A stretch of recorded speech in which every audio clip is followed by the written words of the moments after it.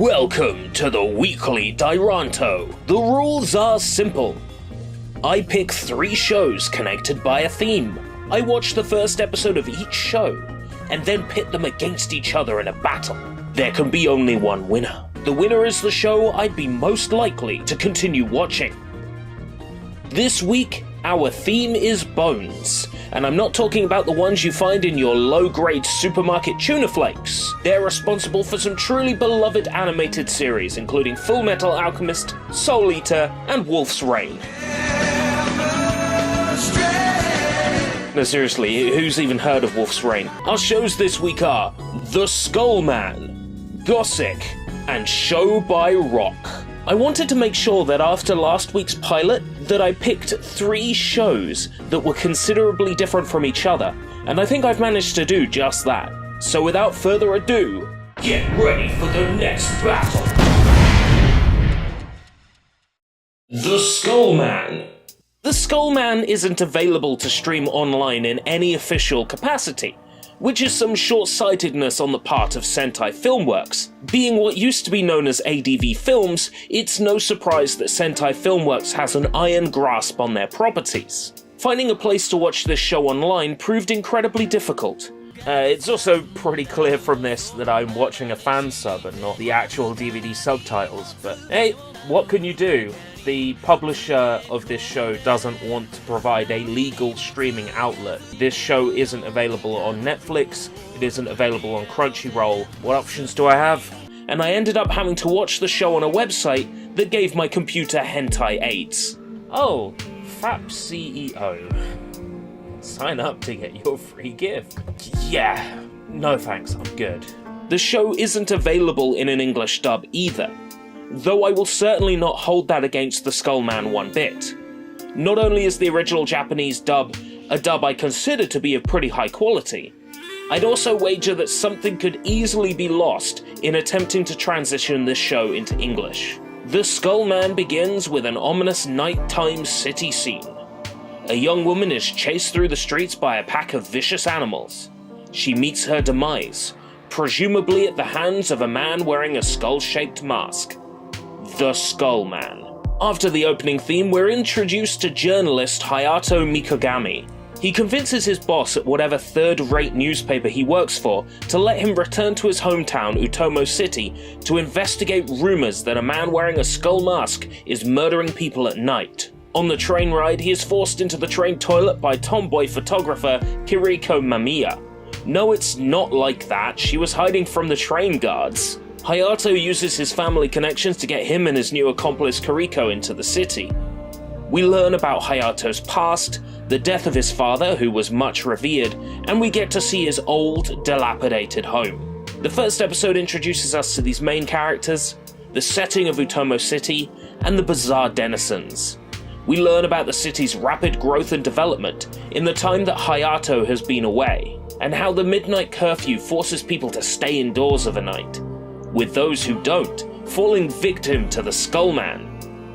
The episode ends with Hayato getting thrown into a vending machine by an individual fleeing from the Skull Man. When Hayato finds the dead body of this individual shortly afterward, he collapses from blood loss and concussion. Just who is the Skull Man? Why did the chased individual possess superhuman strength? This show is mysterious and I want to know more. But with the eponymous Skull Man only being in the first episode for 2 minutes of its entire runtime, I'm certainly left disappointed. Goseck.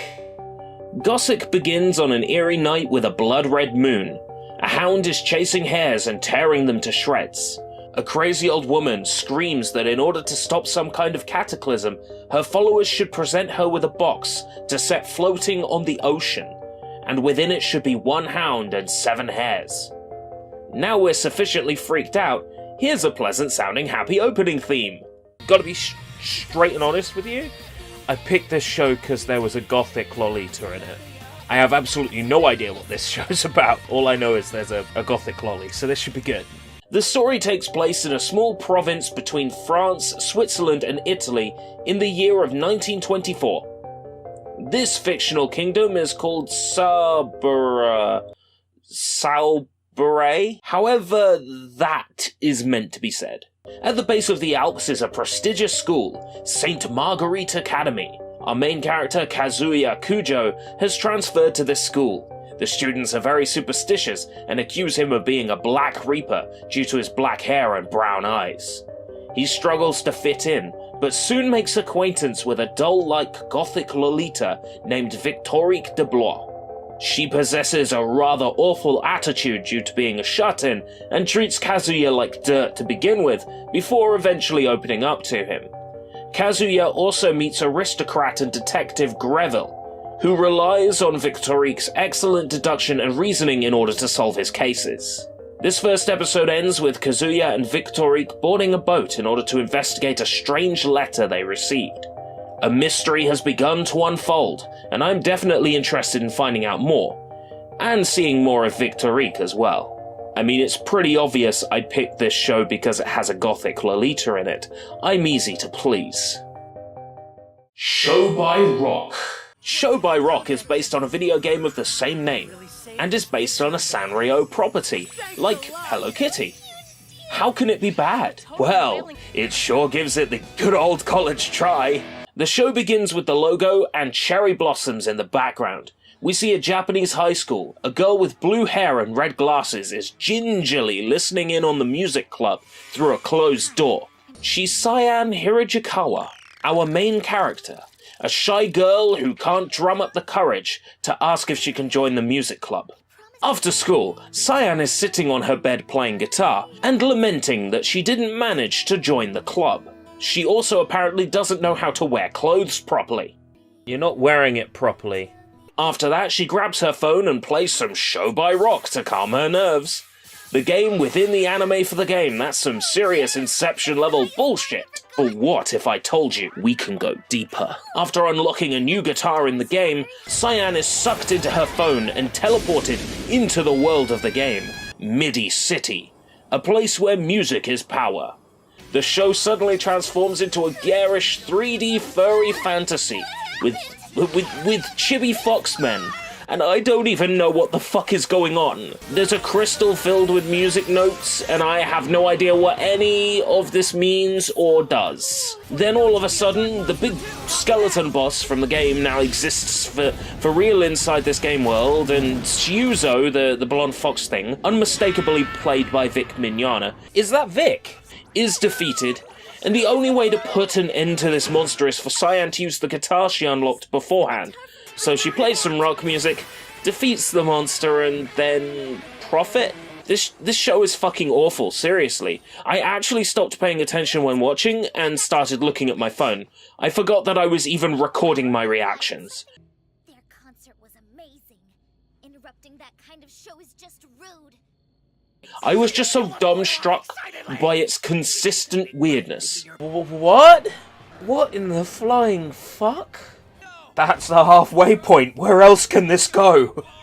I was ready for it to end, and there was still another 10 minutes on the clock. Is it over yet? How long have we got? Another fucking 10 minutes! Gotta sit through another 10 minutes of this garbage! We meet a weird egg thing, and there's three girls who are part of some band, and then they go back to the record label place, and he has big tits, and there's a thing, the bassist is a lesbian, I think, you see some big bad guy CEO, he has like parody records or something.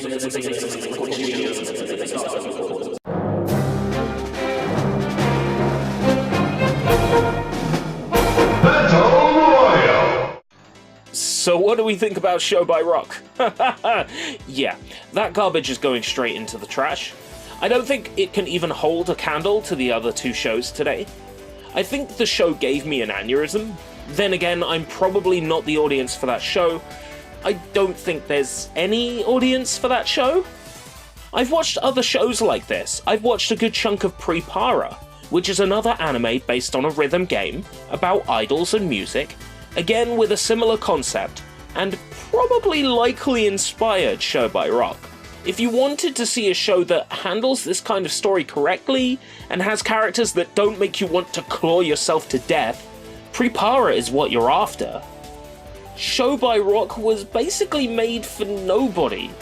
And other far more successful takes on this idea exist, which could easily be used as a source of inspiration, or if done correctly, a blueprint to plagiarize and improve upon. Not in 100 years would I continue watching this garbage. You'd have to pay me. Now before we carry on, it would be remiss of me if I didn't make this abundantly clear. Just because the Weekly Dairantou picks one winner only, doesn't mean that only one show is good enough to continue watching. Before I talk about the merits of Goseck and the Skullman, I'd just like to say that based on impressions from the first episode alone, I would continue watching both Goseck and the Skullman, but only one can be the winner. Skullman is this wonderfully edgy and mysterious romp. I really enjoy the setting of the show, with the metropolis of Utomo City overshadowing the old town, walled off by the nearby dam. You've got to wonder just why that place is all walled up. You've got this rather modern-looking city, but the story, I assume, takes place in the mid-80s? Based on the weaponry used by the guards and the existence of pages. Why would a city as far ahead technologically like Utomo have such strict curfew? Something's going on here. There's bound to be an M. Night Shyamalan-style twist around the corner, and I'd certainly like to see it come to fruition. Goseck has a lot of the same major draws, plus a gothic Lolita. I'm getting strong Arthur Conan Doyle Sherlock Holmes vibes from this show's style, characters and stories. I've even noticed some direct and obvious ties to the Hound of the Baskervilles with the hair slaughtering in the beginning. It strikes up imagery of Eggs Benedict Cumberbatch's Sherlock, with Victorique using her deduction skills to reach the absolute truth. But there has to be a reason why she rarely leaves that library tower, and I want to know it. This is one of those stories where it could basically go anywhere, and those are always the best. This has been a difficult show this week, as both of these series are incredible and worth watching in their own right. However, I think I'm ready to give my verdict. This game's winner is Goseck.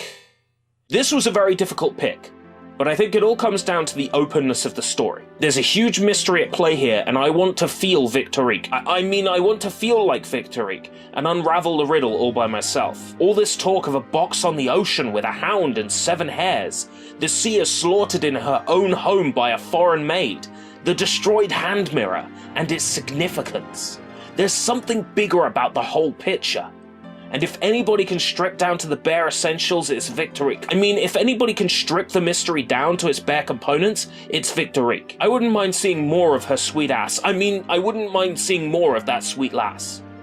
So which would you have crowned the winner? Show by Rock and its saccharine, headache-inducing ultra-sweetness? The Skullman and its dark and thrilling, gritty, pseudo-realistic modern alternate history? Or Goseck and its weirdly wonderful European setting and Holmes-esque mystery? Remember to cast your vote in the cards and share your choice down in the comments below. This has been ReelAsia. You've been watching the Weekly Dairantou, and I'll see you next time. Big tits.